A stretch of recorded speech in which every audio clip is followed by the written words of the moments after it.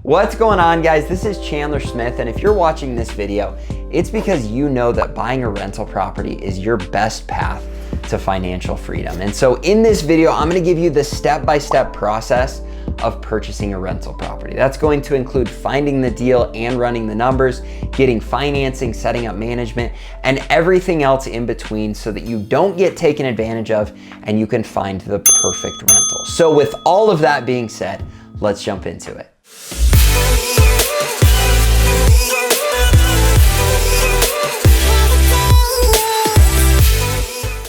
All right, guys, I want to start off by letting you know that I understand the stress of purchasing your first rental because you have all of these people telling you how to do it. You also have all of these people telling you that you shouldn't do it because of all of the negatives. And so in this video, I'm going to try and take out all of the stress, answer a lot of your questions when it comes to why you shouldn't buy rentals, and most importantly, give you the step-by-step process of everything that you need to do so that you can find the perfect rental and not get taken advantage of in the process. All you have to do for this strategy to work is remember to smash the like button, subscribe to the channel, and hit the little bell, and let's just jump right into it. First off, I want to hit on the negatives of real estate investing, and those are the late night calls to go unclog the toilet, or the worry of having vacancy, not being able to fill your properties with tenants. All of these are things that are talked about by people that don't understand real estate investing. The reality is, if you run your numbers right on the front end, and if you set the proper management in place, you will never have to worry about these concerns. And so put those on the back burner and understand that they're not that big of a deal. When it comes to the things that do matter, there are really only three big ones. The first one is getting the money to purchase the property. The second one is finding the deal. And the third one is understanding the numbers and running them properly. And they kind of all merge together, but those are the big hitters. And so we're just gonna go through step by step on each of these. The first one is finding the money. And the best way to purchase a rental property is using debt. Now, debt scares people, but you need to understand it. The best debt is getting a 30-year fixed loan from the bank because your rates don't change. It's very easy to get approved for these if you have good income and you've been doing things right. And that way you have a fixed mortgage every single month where if you run your numbers properly, you're going to make a killing. Now, in order to get approved for a loan, the banks are going to be looking at a couple different things. First off, they're going to be looking at your income. And the only way you can show good income is if you've been paying taxes. So if you've paid zero taxes the last 2 years, odds are you're not going to get approved for a loan because even if you say you've been making money and you have money in the bank, if you can't show it, you're kind of screwed. So first off, pay your taxes and show that you have income. Next up is your debt to income ratio. If you have a ton of other debt and they're just looking at your monthly payments when it comes to credit cards, other home loans, car loans, any of those payments that are going out every single month, those are the ones that are going to affect your debt to income ratio. And so you want to make sure you've got a good debt to income ratio so that they think you can afford paying a mortgage every single month. The next one is your credit score, and this just comes down to you making sure that you have credit to begin with and then that you're keeping good credit. You can do this by consistently paying your bills on time and not overusing your credit cards. If you've got 3 credit cards that you're keeping under 10% usage every month and you're paying off all of your other debts consistently, you shouldn't have a problem with this. You just need a 720 plus to be in great shape, and you can even get approved for a loan if it's less than that. It's just gonna be a little bit more difficult to make it happen. Finally, you just need to have good reserves in the bank. So if you've got reserves, if you've got good credit, if you've got good debt to income and you can show good income, you're gonna be good to go. Now, there are lots of questions that come into this as far as requirements. What I would tell you is get a good relationship with a lender and go get pre-approved. If you go and sit down with a good lender, and again, you should shop out lenders and pick one that's going to take care of you, but then they're going to tell you everything that you need and they're going to do it completely free. A lot of times getting a loan is overwhelming, but that's what's so awesome about dealing with a loan officer is they can open up the books for you, they can break everything down, they can tell you what you need to do, what you need to change to get it pre-approved, and then you can get pre-approved and you'll know what amount you have to spend to be able to purchase a rental property. Now, I know I've made this process sound very easy, and there's some of you saying, Chandler, well, how do I get the money for the down payment for a loan? And here's what I'll tell you. There's so many different ways to do that. First of all, you can save, you can get a better job, you can do side hustles, or you can get creative with what you do and you can borrow money Or you can get creative with the financing you use and get a loan with a much lower down payment because you're living in the property. As a matter of fact, if you're willing to live in the property, even if it's a duplex or a fourplex, you can get as low as 3.5% down on that property just by living in it. So if it's a $400,000 fourplex and you're trying to come up with 25% down, which would be $100,000, you could just live in the property. Then you only need to come up with 3.5% down, and now you're looking at like 15 grand to get into a $400,000 property, which is absolutely insane. So again, go and speak with your loan officer, look at all of your options and figure out what you need to do to get creative, to get the money to get into a deal. There are lots of different ways to get the money to get into real estate, and if you want to know about more of those, make sure you subscribe to my channel and go and click this link because it's going to give you lots of different ways to be able to find the money to find the deal. Which segues perfectly into our next big problem, and that is the deal flow. Now, finding deals is hard, especially in a competitive market like what we're dealing with right now, because anything on the MLS is getting eaten alive, and you can go and buy a property. You can outbid other people, but then your numbers don't work. And so here's what I would tell you about deal flow. You need to get a relationship with multiple realtors that know what they're doing. And the best way to figure out if they know what they're doing is ask them about a 1031 exchange. Now, if you don't know what a 1031 exchange is, educate yourself so you can ask good questions.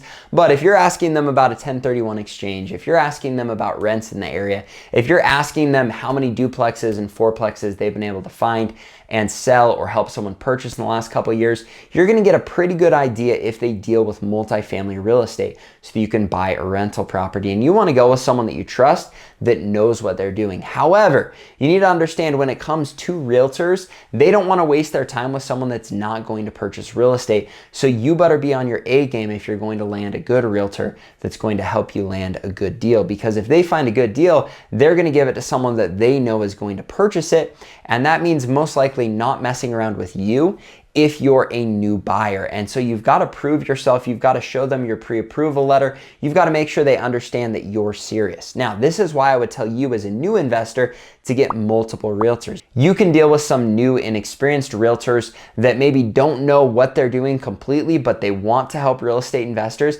and they might be more motivated to help you find a deal because they don't really know what's going on. And so if they do find a good deal, they're gonna flip it to you because they don't really have anyone else. That's why if you've got 4 or 5 realtors, all of them know you're serious and you've proven yourself and said, look, if you find a deal that meets my criteria, I'm going to buy it, you're gonna be in a great place. Now, you wanna get the same relationship with any wholesalers in your areas.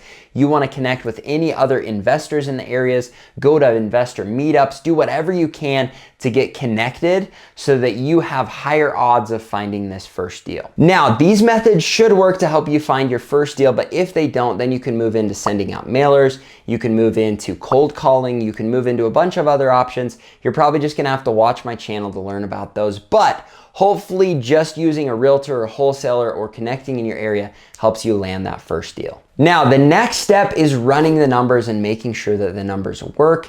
And here's the deal. This is kind of tied into all of the other steps because if the numbers don't work, then how are you going to know that it's a good deal? So everything comes down to understanding the numbers, running them properly so that you can land a good deal. Now, for me, I have a specific criteria that I look for when purchasing a rental. And if a property meets that criteria, then I'm going to purchase it. And the strategy I usually use is making sure that I understand my market and the market rents so that I can spot a good deal that maybe someone else would miss. What this means is you need to get inside properties. You need to get a feel for what 1 bedrooms rent for, what 2 bedrooms rent for, what your area rents should be based on the quality of the properties that you're looking at. Because there could be 1 2-bedroom that's brand new that's renting for $1,500, and then 1 2-bedroom that's totally trashed that's renting for $600. And so you need to understand your market. You need to understand what kind of property it is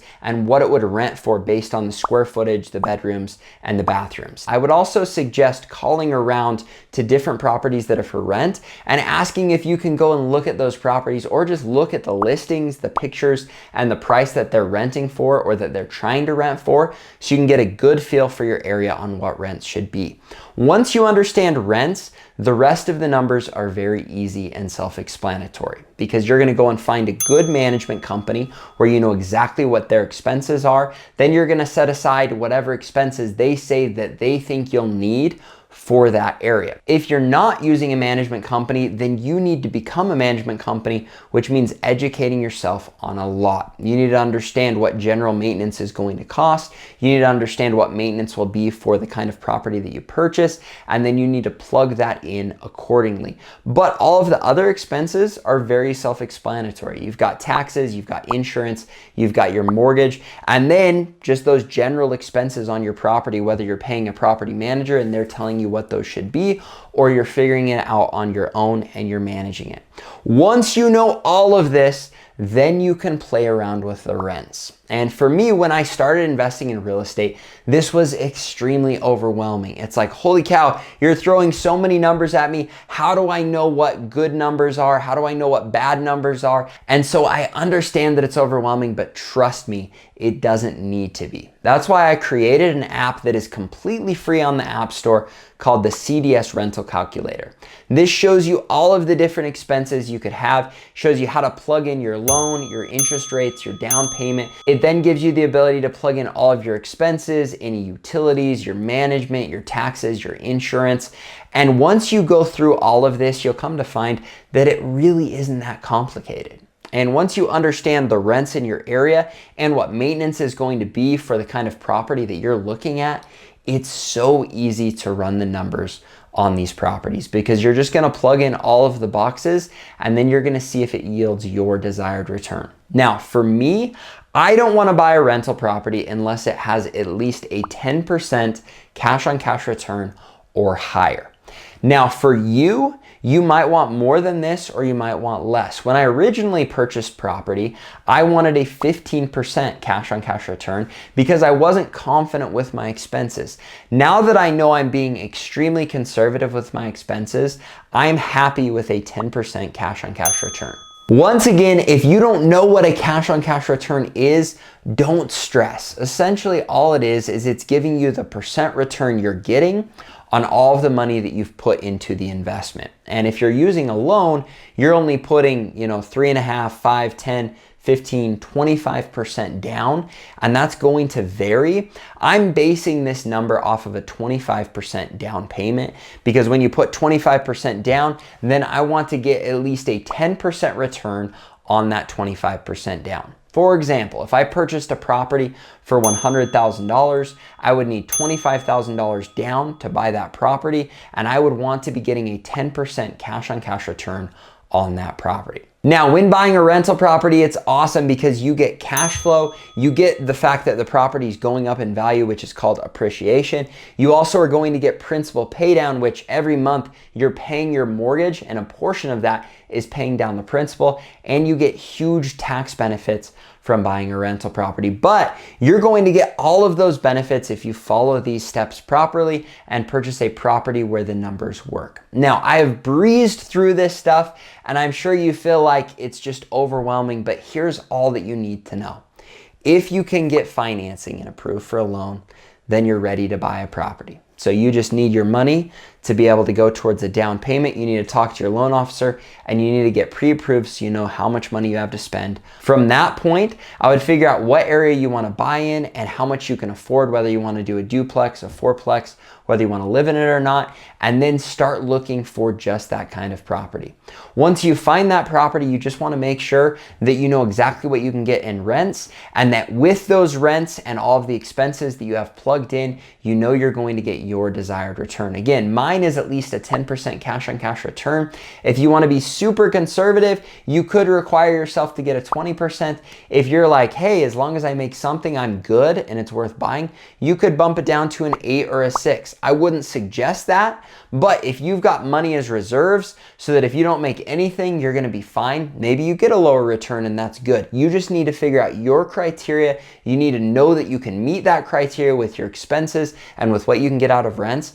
and then you're ready to buy a rental property. Now, this next step is where we usually lose people. A lot of times they figure it all out, they're ready to go, and they just can't get the courage to make the jump. And that's why I would tell you, do this. Go out and put in a ton of offers where your numbers work, because you can always make your numbers work by lowering the purchase price. They might have it listed at $400,000, but you know your numbers work at $300,000, put in an offer. Now, this is going to give you the experience of putting in offers, and the best part is, if they accept your offer, you know it's an incredible deal because you were very conservative with your numbers.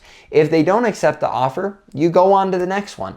And the reason that I tell you to put in a ton of offers is that process is scary. But if you've done it dozens of times by lowballing, because you're like, hey, this property, I could for sure make the numbers work if I do this low offer, pretty soon you've done it enough where now you know the rents in your area, you know how to put in an offer, you know what you're looking for, and you know exactly what you would say yes to if they accept your offer. And then you can start to creep your offer up where it's like, hey, my numbers are tight, but they work at this offer. And that way you're not scared to put in the offers and move forward with the process. You're gonna know exactly what you want to find in a rental property. And once that comes on the market and once you get that offer accepted, go all in. When it comes time to fill your property, you're not going to have an issue. And when it comes to the management side, you're gonna learn as you go. And if you don't like doing it, hire a management company, because that's what I'd suggest doing anyways, because you want this to be a passive investment. You're gonna make mistakes. You're gonna have issues with tenants. You're gonna have weird things happen, but it's okay, because if you bought the property right, worst case scenario, you turn around and sell it. Best case scenario, you go and you either manage it yourself, or you could switch over to a management company that's gonna help you manage it properly, where you can get a killer return, and then you don't think about it, because that rental property is making you money every single month for the rest of your life, and you're on to the next deal to try and find another so that you can continue to build that passive income. Now, if you guys enjoyed this video, make sure that you remember to smash the like button, subscribe to the channel, and hit the little bell. And understand, I know there's a lot more that goes into this process, but I want you to know it's a pretty simple process. And if you're just ready to roll, you want to learn everything you can about real estate investing and everything that you need to be able to purchase that first rental, click the link in the description. You can get $50 off my real estate investing course that is 9 hours worth of content that's going to fill in all the gaps and make sure that you have everything that you need to purchase that first rental. So guys, thank you so much for watching, and we'll look forward to seeing you in the future videos. Thanks.